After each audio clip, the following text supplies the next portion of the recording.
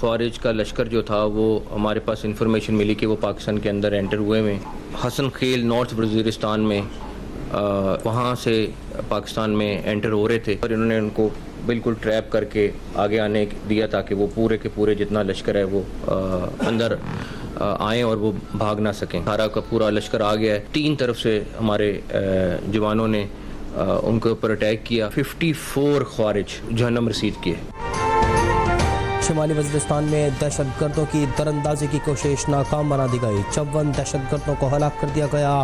وفاقی وزیر داخلہ محسن نقوی کہتے ہیں کہ حالیہ دنوں میں خارج کے خلاف کارروائی میں ہلاک دہشت گردوں کی یہ سب سے بڑی تعداد ہے. کامیاب کارروائی پر سیکیورٹی فورسز کو خراج تحسین پیش کرتے ہیں. سب کو پتہ ہے کہ دہشت گردوں کو کون فنڈنگ کر رہا ہے.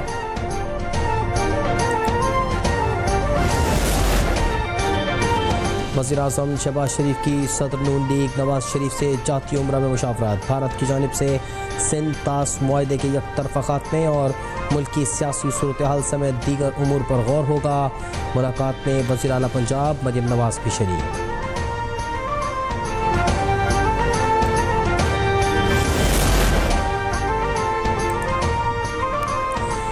نائب وزیر اعظم اور وزیر خارجہ اسحاق ڈار کی برطانیہ کے وزیر خارجہ ڈیوڈ لیمی سے ٹیلی فونک گفتگو. اسحاق ڈار نے بھارت کی جھوٹی الزامات، بے بنیاد پروپیگنڈے اور یک طرفہ اقدامات کو مسترد کر دیا. کہا کہ سندھ طاس معاہدے کو معطل کرنے کا بھارت کا اقدام بین الاقوامی ذمہ داریوں کی کھلی خلاف ورزی ہے. سینیٹر اسحاق ڈار نے پاکستان کے قومی مفادات کے دفاع کے لیے غیر متزلزل عزم کا اعادہ کیا. Pakistan has always defended itself. Pakistan will always defend itself.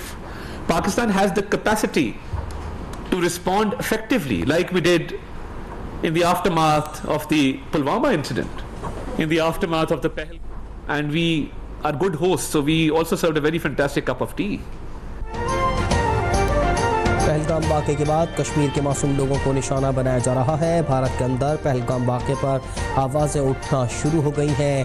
وفاقی وزیر اطلاعات عطا تارڑ کہتے ہیں کہ پاکستانی ہائی کمیشن پر حملے میں بھارت ملوث ہے. بلوچستان اور کے پی میں دہشت گردی میں بھارت کے ملوث ہونے کے ثبوت موجود ہیں.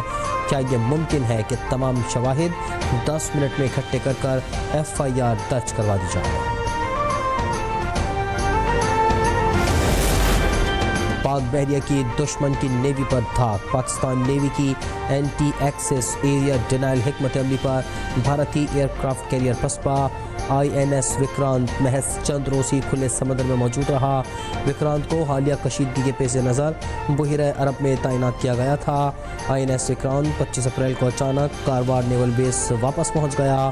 INS وکرانت کی تعیناتی پر بھارتی میڈیا اور سوشل میڈیا زمین آسمان ایک کر رہے تھے.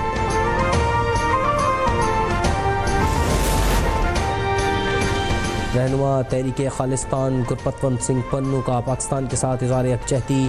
رہنما تحریک خالصتان گرپتونت سنگھ پنو نے کہا کہ ہم پاکستانی عوام کے ساتھ اینٹ کی طرح کھڑے ہیں.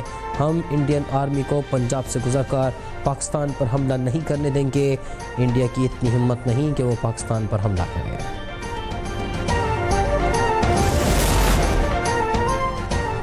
پہلگام فالس فلیگ آپریشن بے نقاب ہونے کے بعد بھارتی فورسز کی جانب سے کشمیریوں پر مظالم کا سلسلہ تیز. ہزاروں کشمیری شہری گرفتار. درجنوں گھروں کو مسمار کر دیا گیا.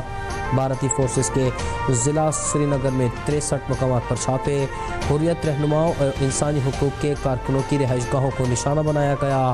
خواتین اور بچوں کو ہراساں کیا گیا. جنگی جنون میں مبتلا بھارت ایک قدم اور آگے بڑھ گیا. بھارت نے پاکستانی سرحد سے منسلک گاؤں رورا والا خرد اٹاری میں فصلوں کی کٹائی کے اعلانات کروا دیے.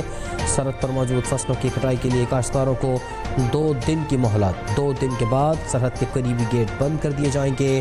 BSF کا اعلان. دفاعی ماہرین کے مطابق ان اعلانات سے واضح ہوتا ہے کہ بھارت جنگ کی تیاری کر رہا ہے. بھارت نے دراندازی یا حملہ کیا تو متناسب سے زیادہ جواب دیا جائے گا. وزیر دفاع خارجہ آصف کا روسی میڈیا کو انٹرویو. کہا بھارت نے کشیدگی نہ بڑھائی تو پاکستان بھی فوجی کارروائی سے گریز کرے گا.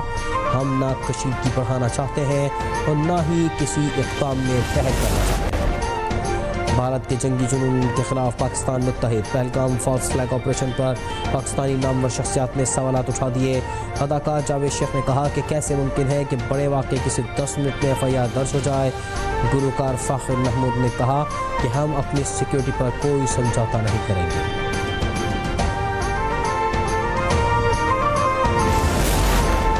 پاکستان نے چین سے 10 ارب یوان کی درخواست کر دی۔ وزیر خزانہ محمد اورنگزیب کا غیر ملکی نیوز ایجنسی کو انٹرویو، کہا پاکستان اس سال کے آخر تک چین میں 10 ارب یوان کا پانڈا بانڈ جاری کر دے گا۔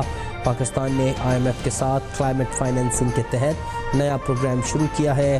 IMF بورڈ آئندہ ماہ $1.3 ارب پروگرام کی منظوری دے گا۔ $7 ارب پروگرام کے پہلے جائزے پر بھی دستخط ہوں گے، جس کے بعد پاکستان کو $1 ارب ملیں گے۔ وزیر اعلیٰ پنجاب مریم نواز سے امریکی صدر ڈونلڈ ٹرمپ کے حمایت یافتہ ادارے ورلڈ لبرٹی آرگنائزیشن کے اعلیٰ سطح وفد کی ملاقات۔ ڈیجیٹل لین دین میں شفافیت، بہتر کارکردگی اور سیکیورٹی کے امور کے لیے اسٹیبل کوائن سلوشن کے نفاذ پر بات چیت کی گئی۔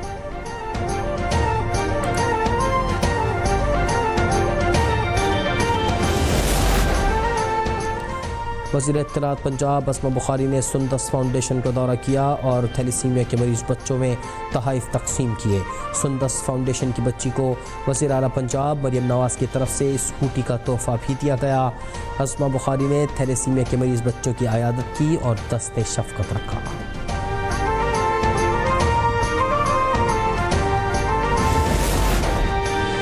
ملک کے بیشتر علاقے شدید گرمی کی لپیٹ میں، جنوبی پنجاب اور سندھ کے مختلف شہروں میں ہیٹ ویو سے شہری بے حال۔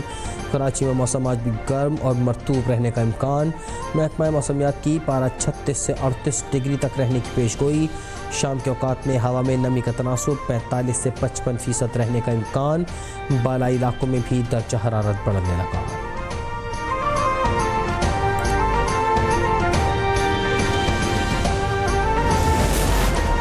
پولیو سے پاک پاکستان کا mission, national emergency operation centre کے مطابق قومی انسداد پولیو مہم کے دوران پنجاب اور سندھ میں 97 جبکہ خیبر پختونخوا اور بلوچستان میں 99% بچوں کی ویکسینیشن مکمل۔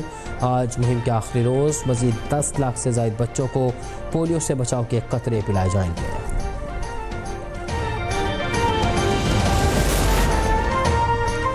روڈ ٹو مکہ پروگرام کے تحت سعودی امیگریشن ٹیم کراچی پہنچ گئی۔ سعودی امیگریشن ٹیم جناح انٹرنیشنل ایئرپورٹ پر عازمین حج کے لیے امیگریشن کلیئرنس کی کارروائی 29 اپریل سے شروع کرے گی۔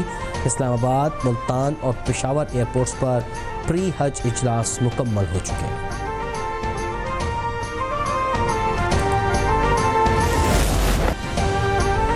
پاکستان سپر لیگ سیزن 10 کے بڑے مقابلے جاری۔ PSL کے دلچسپ میچ میں لاہور قلندرز نے ملتان سلطانز کو 5 وکٹوں سے شکست دے دی۔ قلندرز کے ڈیرن میچل 64 رنز بنا کر نمایاں رہے۔ کوئٹہ گلیڈیٹرز اور پشاور زلمی کا قذافی اسٹیڈیم لاہور میں میچ جاری۔